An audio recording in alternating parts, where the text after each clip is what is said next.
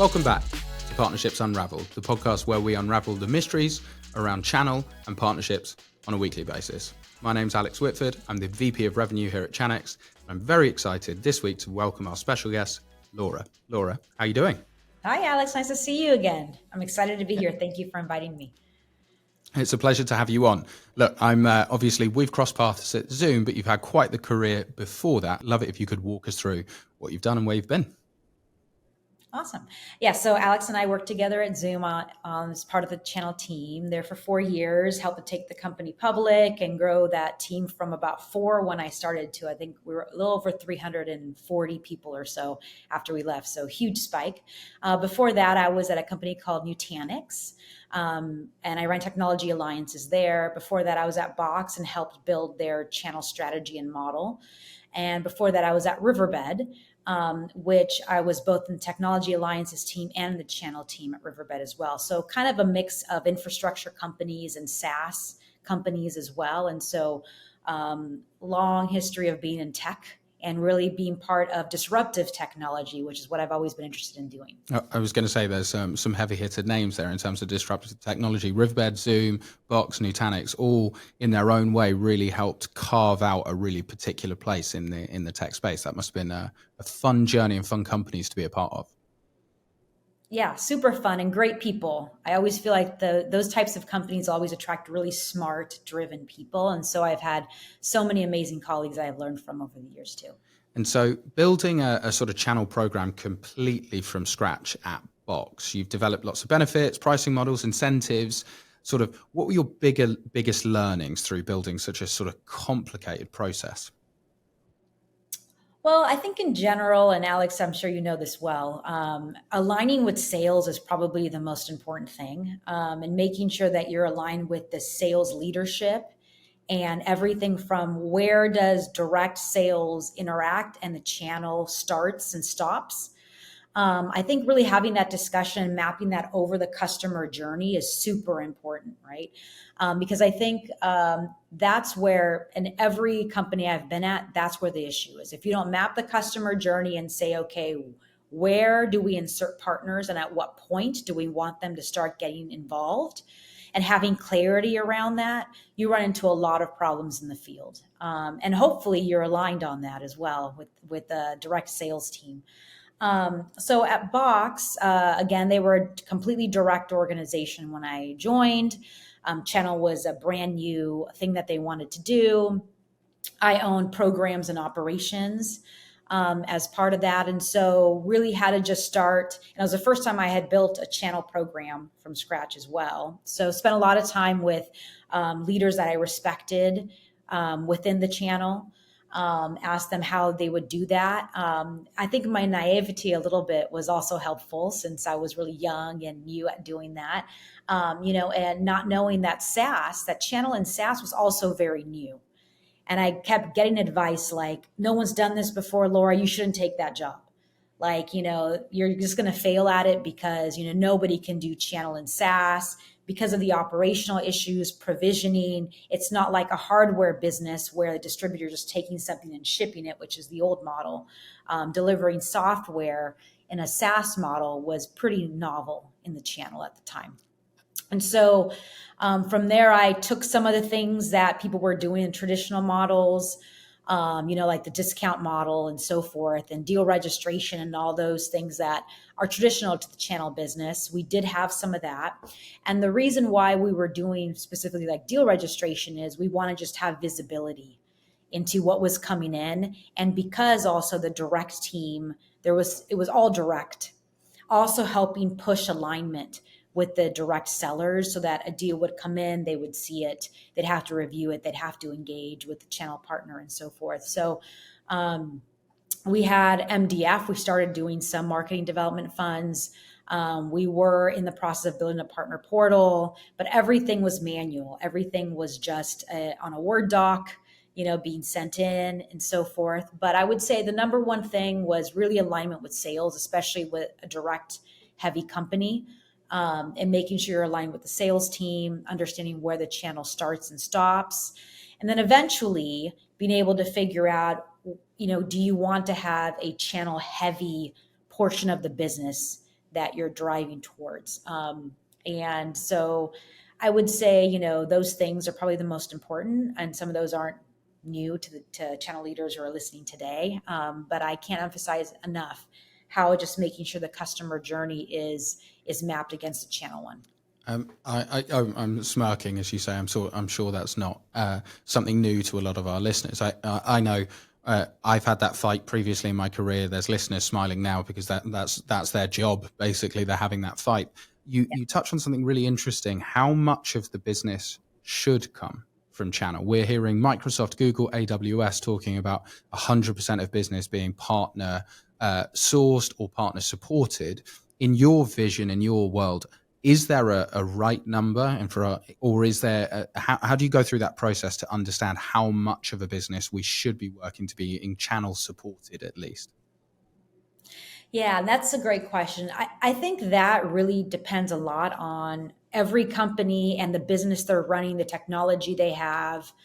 We're in an interesting place right now in technology with AI in general. It's so new. It's disrupting everything.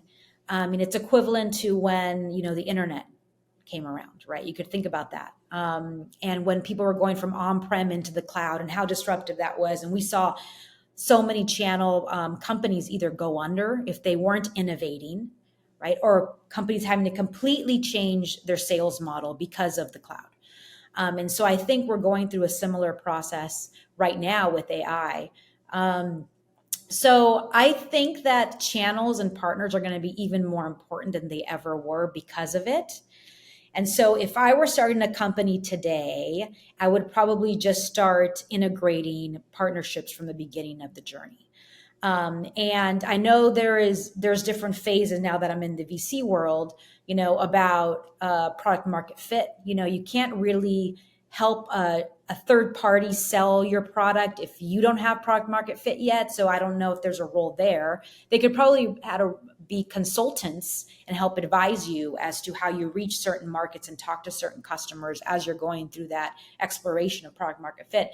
But I would say past that, and once you're starting to gain some momentum with customers, it's only going to be accelerated if you put it into the DNA from the beginning. I just got off the phone, for example, with one of our companies, and they were talking about, Laura, we're thinking about just sending all of SMB to the channel. What do you think about that? How do I do that? And my answer was, first, we should financially model it and make sure, that it makes a lot of sense. How many customers do you have today in that category of SMB? What does it look like every quarter? How many are you closing? What does the ACV look like? And then we were also talking about, what do we want channel partners to do? And there's several motions you could think about, but the two big buckets would be selling, which is on their paper, or services delivery, right? Or both. And so then we were actually talking about, what would the makeup of the ideal partner look like? What capabilities we want them to do. And then, the goal would be eventually their whole SMB would go through 100% be partner led and driven. And so those are the kinds of discussions I would say you should be thinking about. Are there segments you want to go through at first? But the biggest takeaway, I think, is that because everything is being disrupted right now, I talk to CIOs almost daily, and they're very confused. Right? How do I do this? Which LLM models do I use? Do I do AI today or not? Do I buy an AI application company, or do I just build the stuff myself? And who are they going to ask? They're going to ask partners a lot of the time for this, to come in and consult and help them deliver these services.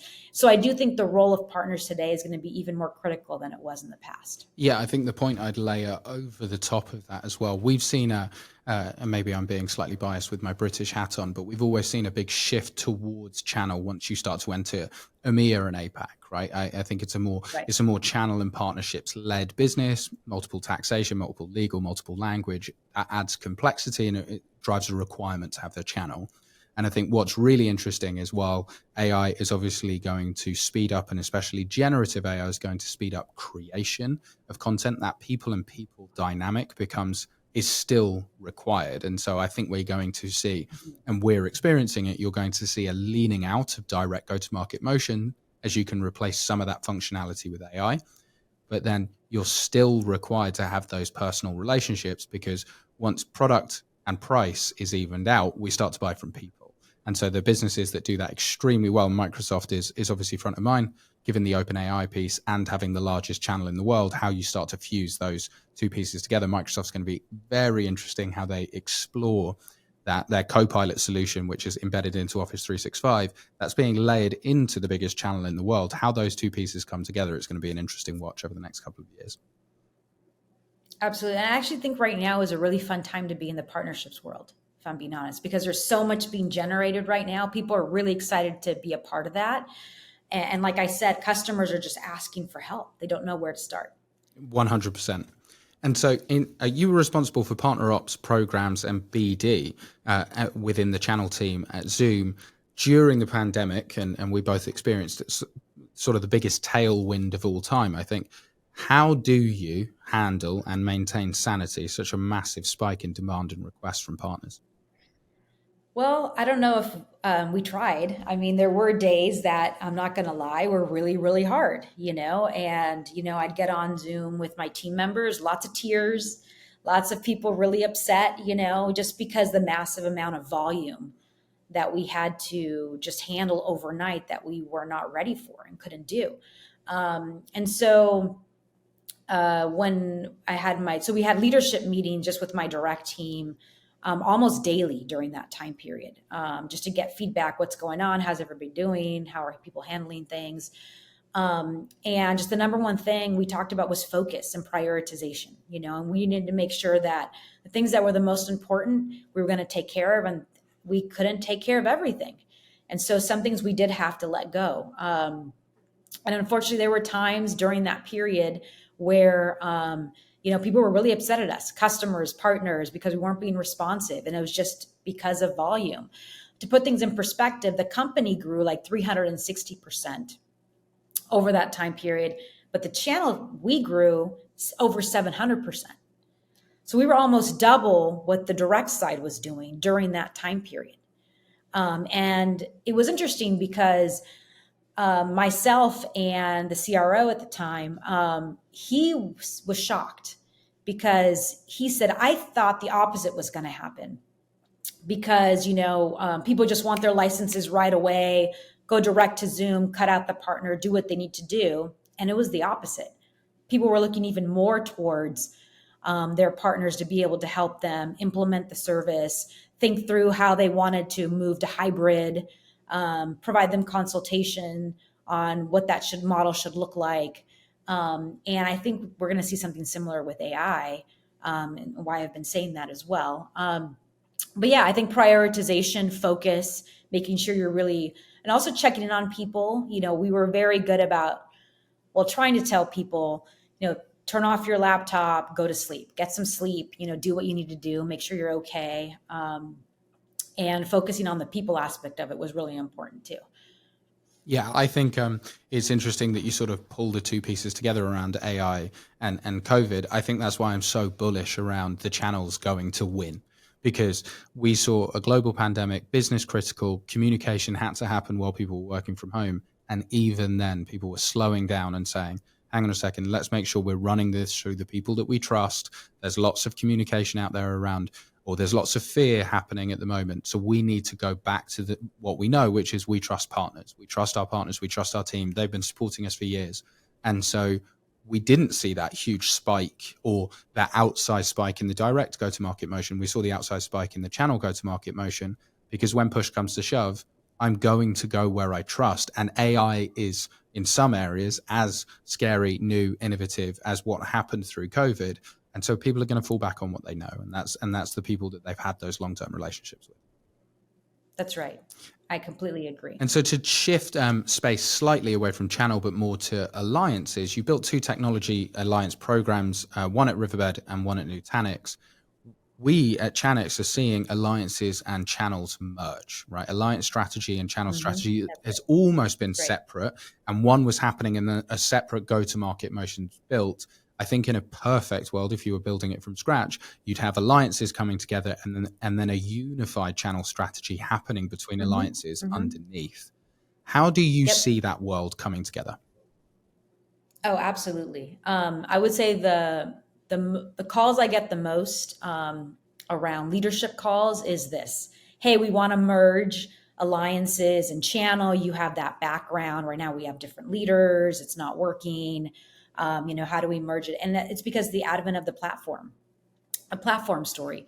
So when you think about how do you open up your product to be more extensible, to have APIs and SDKs and everything that comes with that, you can't look at these things in silo anymore, especially with AI now too. And when you're thinking around, how do I accelerate revenue with my product or products? There are companies and partners, and the partners also, I think, that have DNA that are a bit more technical and services related are also going to win versus those that just sell the vanilla solution that's there today, because customers don't want that anymore. Like they're going to say, like if we look at Zoom, they're going to say, oh, okay, I want my licenses for the meetings product. But hey, you know what? I'm also thinking about the video engine and using the SDK for some other internal applications that I want to build and customize that. And I want to integrate all those things and make sure they talk to each other.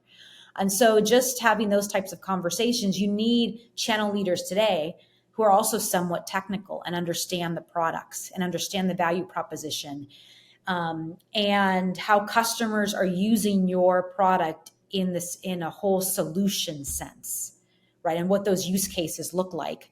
And then you'll build your revenue models and your channel models according to how the customers are using it.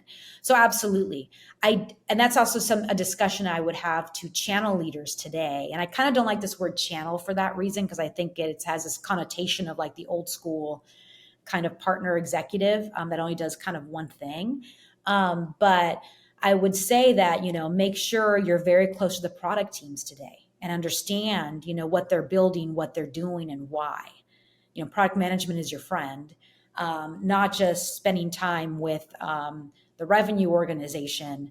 You have to really understand what's being built and why, and who are the partners that you're going to need to spend time with, both from an integration point of view as well as a selling motion. And my sort of hypothesis for what roles will become more important as alliance and channel come together. And the role that's front of mind for me is marketing. Why? Because we can take that very unique, customized message that, if we take Zoom as the example, okay, everyone understands the meeting product, that's fine. But hey, HSBC have deployed it like this, whereas, Coca-Cola have deployed it like this. And here's the real intricate detail. Marketing is how you take those stories out to the masses and almost shortcut channel enablement, right? Because what you do is you go straight to the end user with a message and say, this is the art of the possible. And then those more tech savvy partners are the ones that are able to really deliver that value. How do you see marketing playing a role in fusing alliances and channels together? Oh, it's super critical and important, because the core of marketing is understanding your audience. That's it. That's the bottom line of what marketing is all about. And so in the channel world, you have kind of two audiences that you have to think about: the actual end user who's consuming the product and what they're doing, and the partners who have to position it and actually also sell their services or what value they provide along the way as well. Bottom line, everything is marketing. How you understand how it's being consumed and how it's going to be delivered are just super important, especially today in the world, again, of AI and how everything's being disrupted. Learning to provide the right value through the right messaging that's going to resonate with people is even more critical.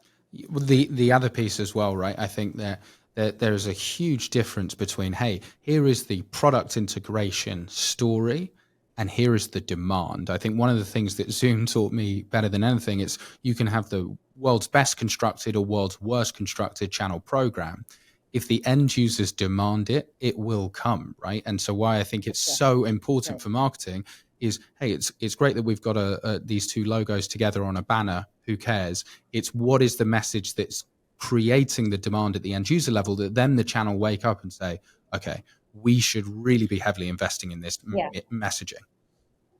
I don't know if you have, but I have. I've worked at really small startups where the product did not take off. And the product, was not well adopted. The message didn't resonate for whatever reason. And it's really hard to do your job on the partnership front and do good at it, if you don't have that. And so, yeah, everything you said is absolutely true. I mean, the product in and of itself has to resonate for us to be able to layer on top the acceleration that we'll be able to do through a channel effort, for sure. Awesome.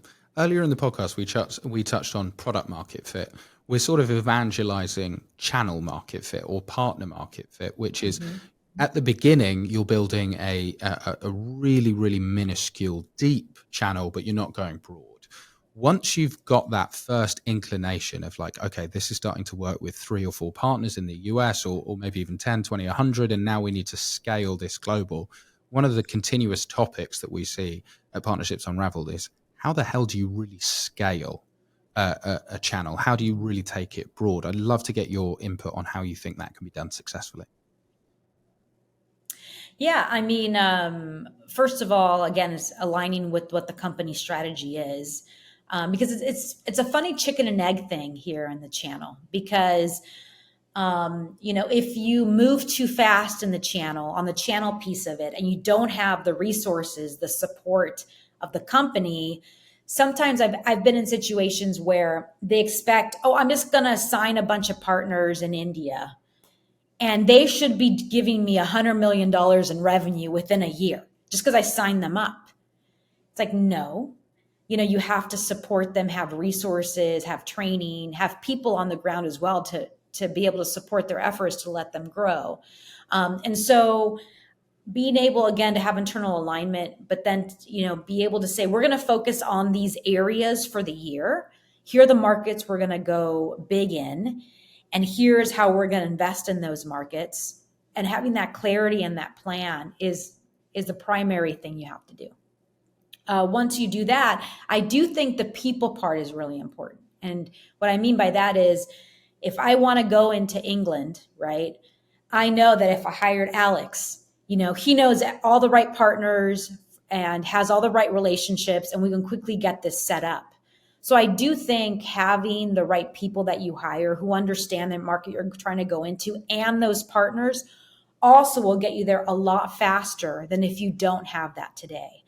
And I talk about people a lot in some of these talks that I have too, because the bottom line is, if you don't have the right people in your organization who understand these partners and the skill set, but also are nimble and have the right culture. So, at Zoom or at Box, if you're at a high growth startup, you have to have people that are okay with chaos and, are constantly problem solving, are figuring things out. Oh, this didn't work. Okay, I'm going to pivot now and move to something else.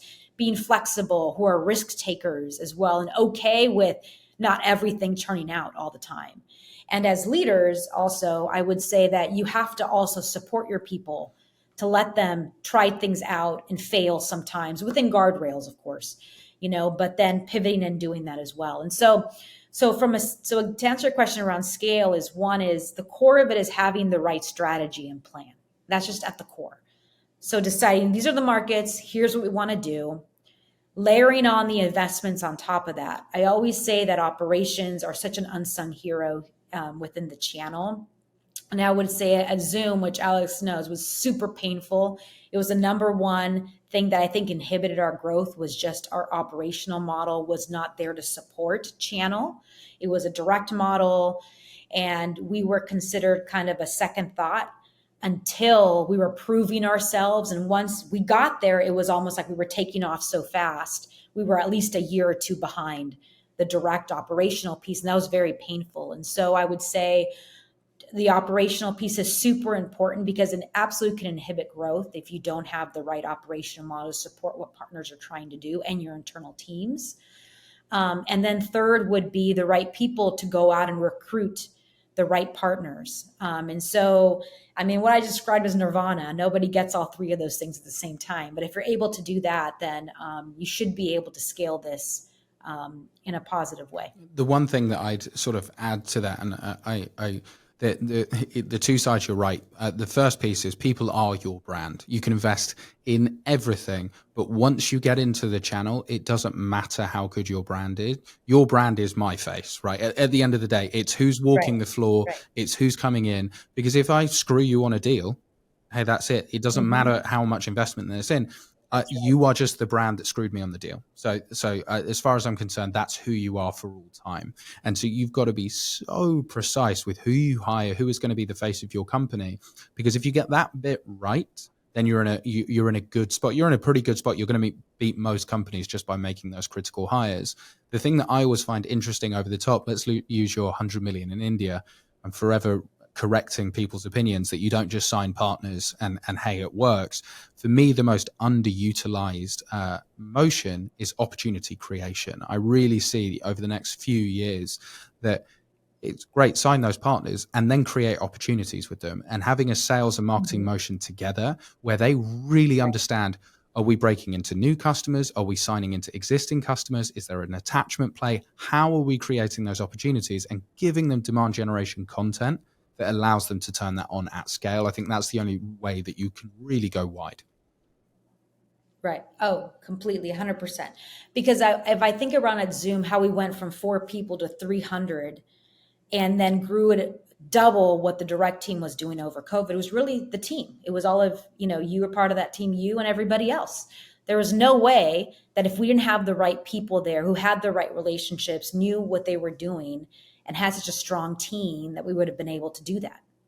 Yeah, 100%. And I think that rapid growth gave me a few gray hairs, and it was an unbelievable experience. I think it's stressful, painful, and joyous, right? Because you get some of those biggest wins. I think I've always been a big believer. You build your reputation through the bad times, not the good, right? When everything's easy breezy, everyone looks like a genius. But we had to play a bit crafty and do things a little bit smart to get the wins where we could get them. And I know I've got relationships today, partners and end users, who are thankful for the hard work that the team went through to make that happen. Because I think we were all fighting with fire at that point. It was complicated and good fun. Yeah. Agree. And then Laura, you were just talking before the podcast actually started about how you're helping businesses build their sort of first understanding of how to build a partnership model. I'd love you to give you the opportunity to talk about the work that you're doing there. Yeah. So, I was talking to Alex about this. So I've now moved into the VC side of the business. I work for a company called Sapphire Ventures, and we're a growth stage investment firm. That means we come in past the stage of product market fit. So about 10 million in ARR and above is where we start investing. So like a series B or C and so forth. I spent a lot of my time with our founders and CROs and partnership leaders on how do I build a partner model? What do I do? How do I begin this process? And so a lot of it is really me asking questions about, well, what are you trying to do? What are your objectives? What do you need, right? Are you looking for partners for more pipeline? Do you need services delivery from them? Are you looking for them to get you into markets that you're not in today? What is the expectation for partners to do? And really understanding that, first of all. And then second is, well, what level of investment are you willing to make? Right. And are the sales teams on board about working closely with partners? How are we going to incent them in the right way? How are we going to build an engagement model so that they know when to bring a partner in or not? Make it a process that everybody has agreed to. I was telling Alex that, I had gotten off the phone with a partner leader about building their SMB business. And before that, I'm speaking to another company, an AI company actually, that we work with, that helping them build out their services delivery model as well through partners. They right now have a PS organization. It's not scaling, and saying, well, how do I do this in a cost-effective way? And I said, well, it has to be through partners. If you look at what ServiceNow and Salesforce are doing, 80, 90% of all of their business, a partner touches. And there's a reason for that, because it's massive scale that they're giving now. And so this company, I've been spending time with them around, what does a services delivery model look like? And so talking to them around different types of options around, partner delivered, which is partners do everything, scope of work, deliver the services themselves, price and everything, versus partner outsource is what I call, which is the company will outsource to a third party the actual work, but they're going to do the billing and the scope of work and collect and pay the partner on the back end. And then going through the other models that the company is going through. But yeah, it's been actually really exciting to be able to talk with founders and companies around what they're trying to do and accomplish with partnerships, and then walk them through a matrix of different options, and then say, well, here's the customer journey again, and what are you trying to do, and where can we insert partners to maximize the effect? Awesome. Well, look, I think for me, I'm a business nerd, I'm a channel nerd, and I'm a partnerships nerd. And I think the way that you can, the level of complexity is to understand, hey, what is just partnerships and the different flavors that means for each business. I think that's a really insightful piece, right? To understand that there is an enormous difference between a services-led organization versus, hey, we need pipeline. Right. And just that one different channel or that one different nuance, you're going to build wildly different programs, wildly different channels, hire different size teams, different specialists. And so you being able to guide businesses through those nuanced decisions is going to be critical to their long-term success. Yeah. And like the discussion I was having with one of the partner leaders this week, when they were saying, well, we want to send our SMB to certain partners. We have these boutique partners that we were thinking about sending them to. And I said, okay, well, have they ever sold a SaaS product? No. Do they have CRM systems, billing systems that can handle a SaaS business? Probably not. I said, I wouldn't do it. I said, because it's super complicated just from a billing and operations point of view. And so helping them think through what is the ideal partner profile, what are the things that we need to make sure that capabilities partners have, to make sure it's successful is also interesting. Because I think, Alex, we take for granted this stuff is just part of our vocabulary every day, that we just ask these questions and figure this out. And through this process, it's been interesting to me to see, oh, wow, this isn't like an innate thing. Like, I think of it as easy. I'm probably not saying anything new to people, but people who have not, lived in this world, it isn't to them. And so the things that we actually just have them think through, they'll sit and go, wow, I never thought about that. You're right. Like, I can't sign that partner. This is going to completely ruin the sales process. I'm like, yeah, you have to really think through these things. And what's so important there, and I think this is the thing that people consistently underestimate with partnerships, you can put 9 months of work, hundreds of thousands, millions of dollars into getting partners live, and then find out, oh my God, their CRM wasn't set up properly. And then you've just burnt that money, right? You've burnt that time, you've burnt that money, you've burnt that investment. And so having that understanding ahead of investing that time is going to be critical, especially when you're at 10 million ARR and you want to get to 30 in 1 year, right? That's an incredibly difficult thing to do, and you can't make those mistakes. Well, and you don't want to have billing and legal issues later when they can't track, upsells or renewals or collect the money appropriately. And we had a lot of that stuff at Zoom, too. And that was one of the things that I learned, being burned so much and not making some of those correct choices at the beginning, is being able to tell people, here are the mistakes I made that I wouldn't do again, and sharing them with you so you don't make them. Look, Laura, that's been wonderfully insightful. In a true partnerships model, you're now a partner of the podcast, and we always ask our guests to almost invite the next guest on. So who do you have in mind, and who would be an amazing guest to have on the next episode of Partnerships Unraveled? So one of my mentors and someone that I look up to, who I think of as like the godfather of partnerships in the Valley, is Avanish Sahey. I was on his podcast. He built the App Exchange at Salesforce and was the partner leader at ServiceNow, went to Google Cloud for a while. I'm always picking his brain on things and, asking him for advice. And he's just has so much wisdom. So he should come on next. Amazing. Thank you, Laura. It's been an absolute pleasure.